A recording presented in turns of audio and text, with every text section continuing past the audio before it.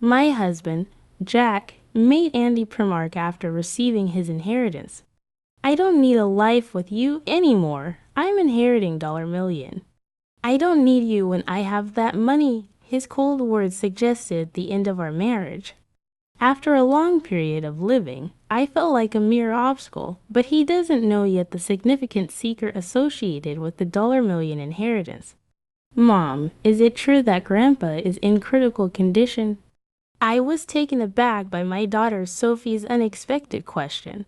Supposedly, the serious health problem of Ethan, who is Jack's father, was a secret between Jack and me. Did you get that information from your dad? The only one who might have told Sophie is Jack.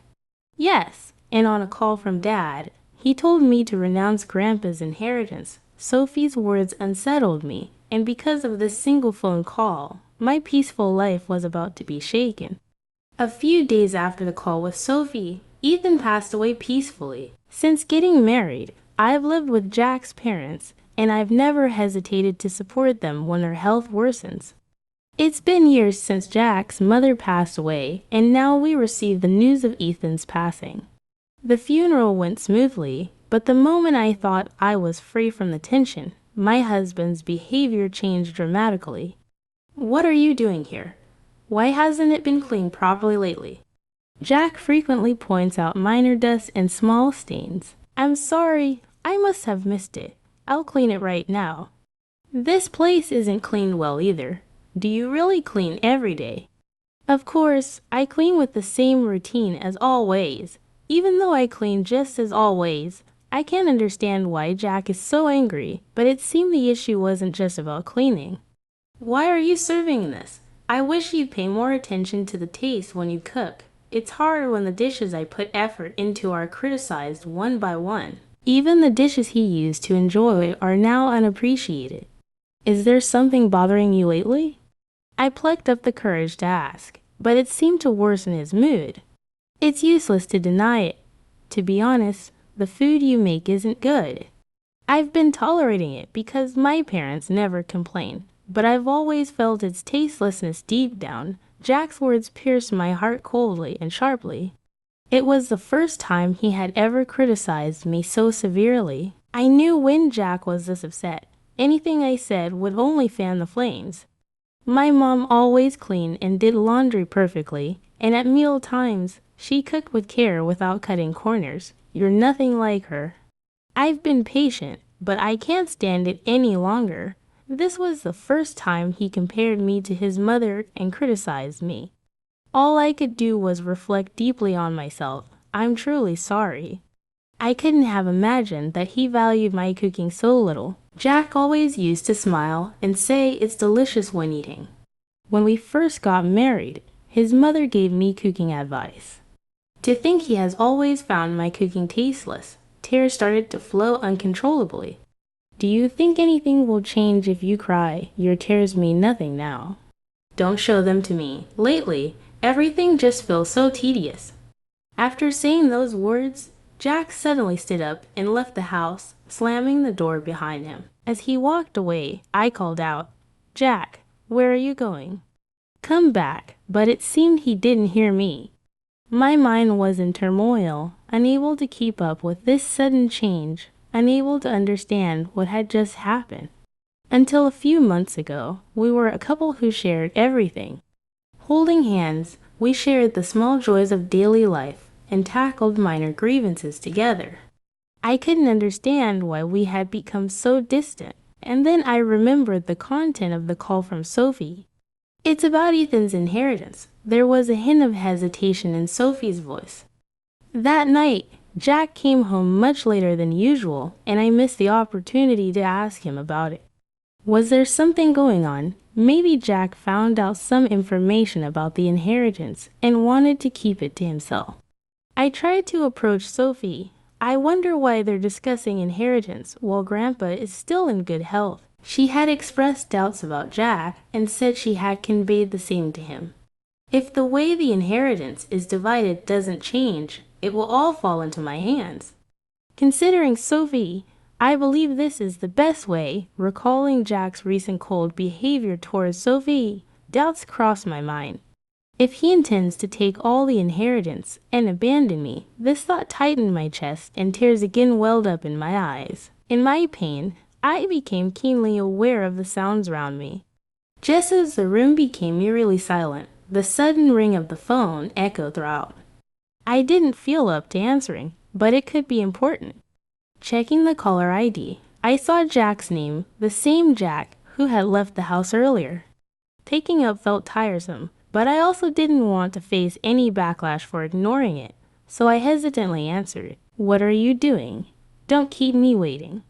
"I'm running out of time." His sudden authoritative tone took me by surprise. He was indeed stubborn at times, but he wasn't someone who would yell without a reason in the past. Shocked by his changed demeanor, I let out a slight sigh, hoping he wouldn't notice. "What's wrong? Is there a problem?" "I have something to talk about. I'll be home soon." "Stay home and wait for me." Lately, his voice sounded unmistakably colder than before. I replied with a brief okay and promptly hung up. Looking at the clock, more than hours had already passed since Jack went out. I had been crying, so overwhelmed with confusion and pain that I hadn't realized how much time had passed. After a while, I heard the door open and Jack's footsteps. A sweet scent of body wash, one we didn't use at home, wafted from him. That unfamiliar smell intensified the pain in my chest. "I'll be straight forward. I want to end our relationship.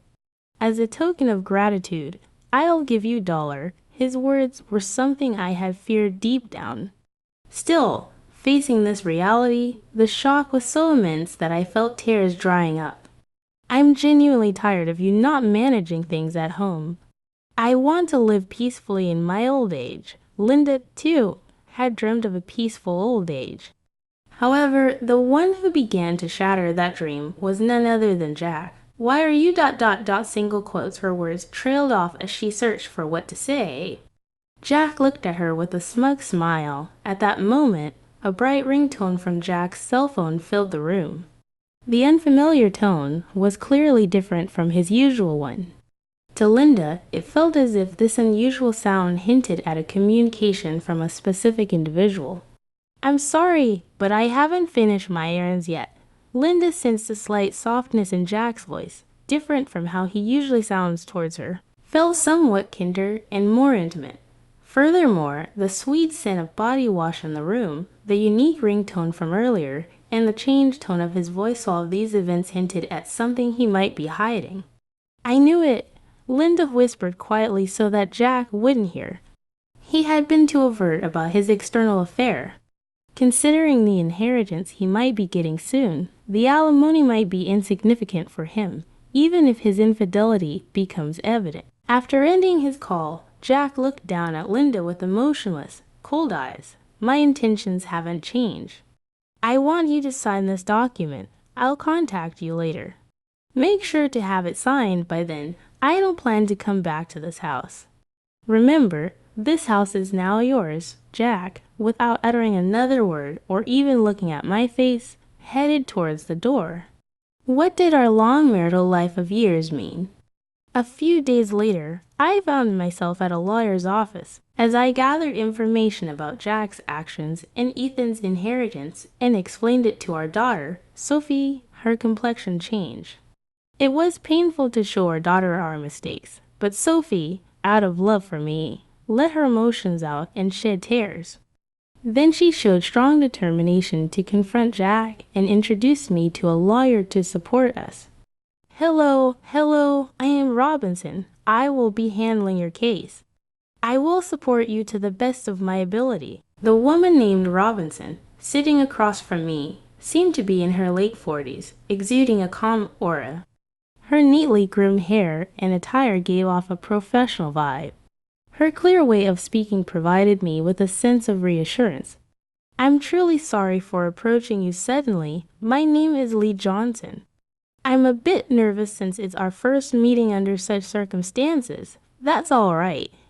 I have already received some information from Sophie. Sophie had briefed me on the overview, so I was able to talk in detail with peace of mind. Based on what I've researched over the days and the information Mrs. Robinson separately gathered for me, we verified the facts. My husband doesn't have any siblings, so if our daughter Sophie renounces the inheritance, the huge fortune, which amounts to about $1 million, will all go to my husband.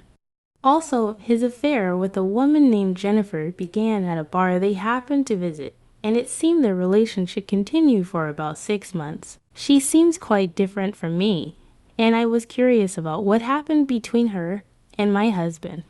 Through a joint investigation with Mrs. Robinson, we were able to uncover an important fact that my husband might not yet know. Linda, how do you intend to proceed from here? Mrs. Robinson asked me in a gentle tone and soft eyes. Thank you from the bottom of my heart. I deeply appreciate it, I replied, smiling towards Mrs. Robinson. I handed over the fee for the procedures, and after a brief exchange with her, I quietly left the office. Days later, I received a call from Jack on my cell phone. He proposed a meeting in a quiet cafe.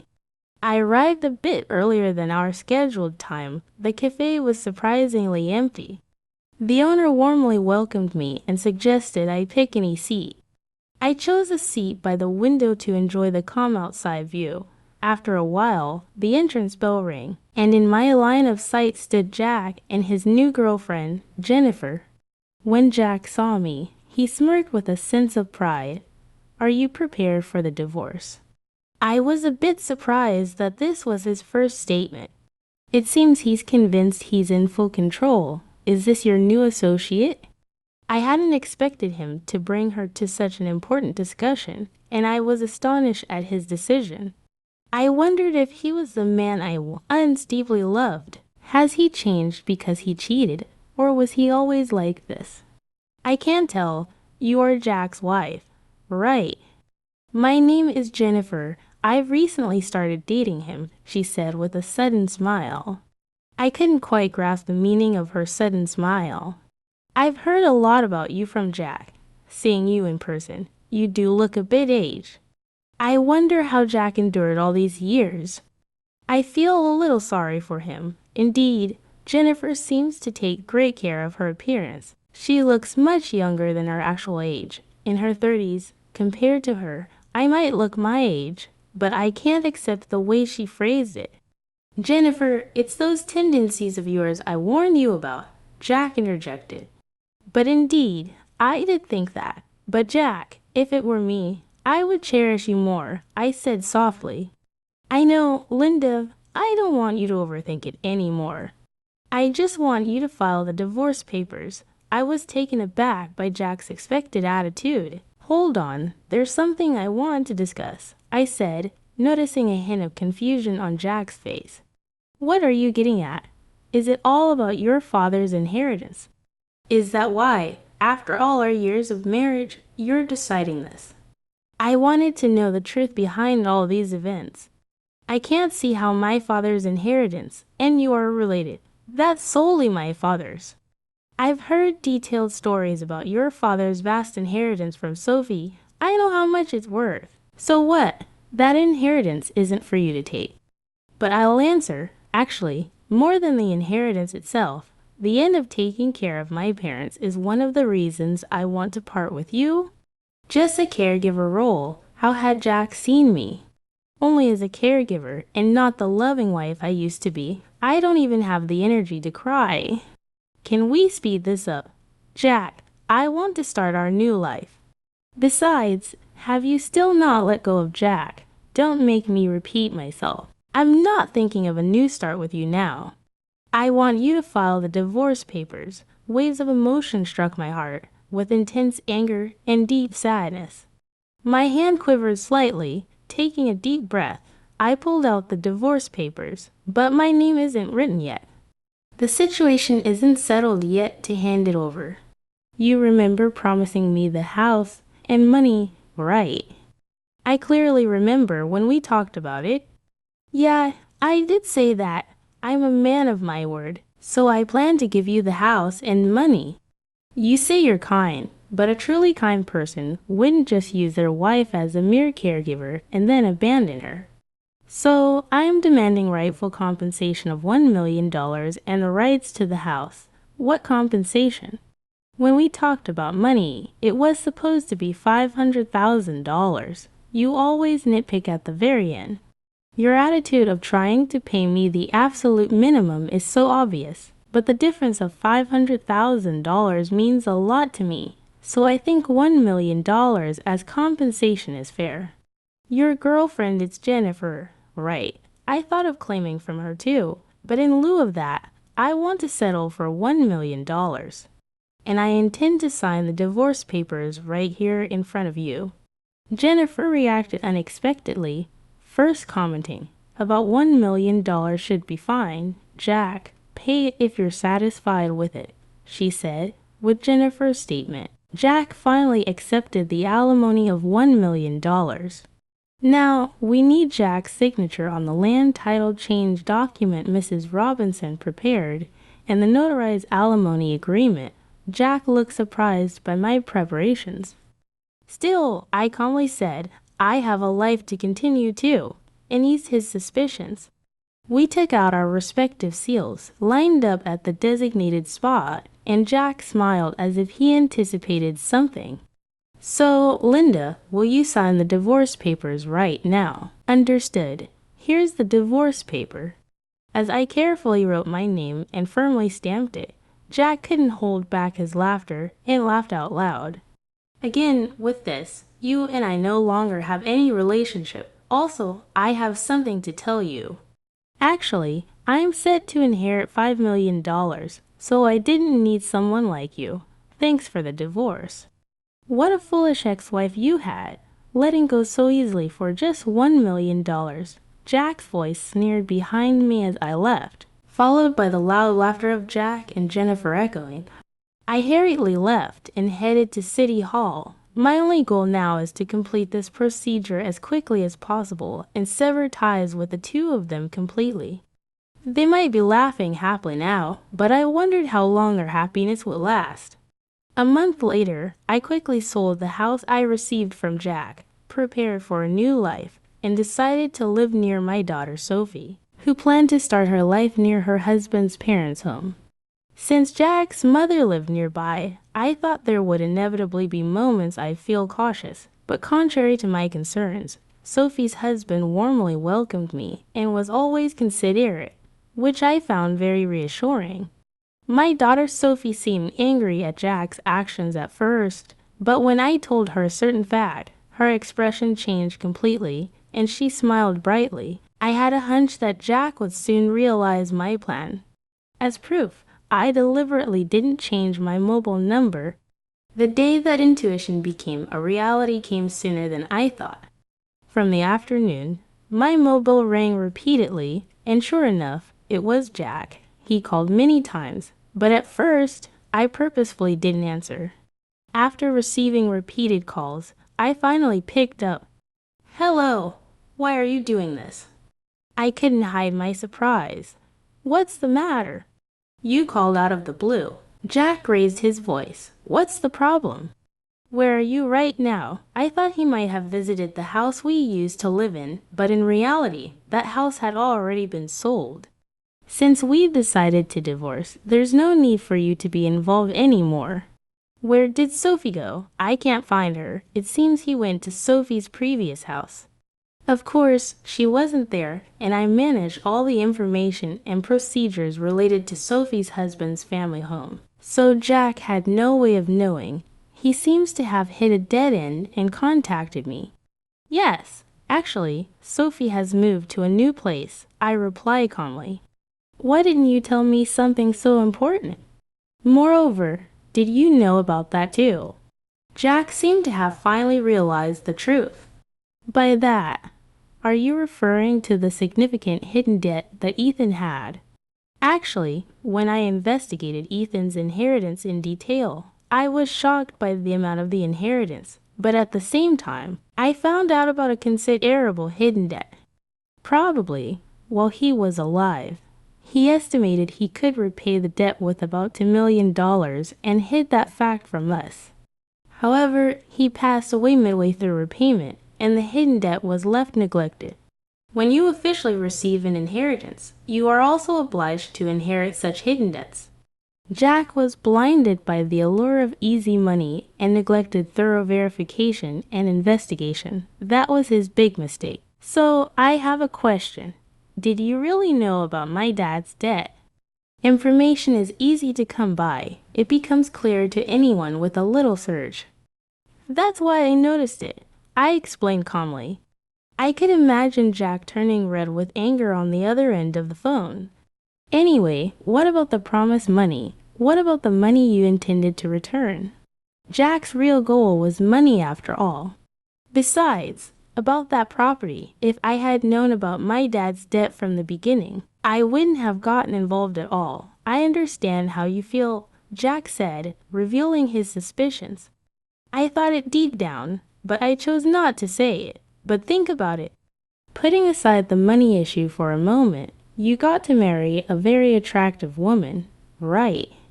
Isn't that pretty lucky? Of course, I don't know if Jennifer chose Jack because of his assets or if it was truly love. As soon as Jennifer found out about my debt, she left me. I thought she would. It's exactly as I expected. Thanks for listening.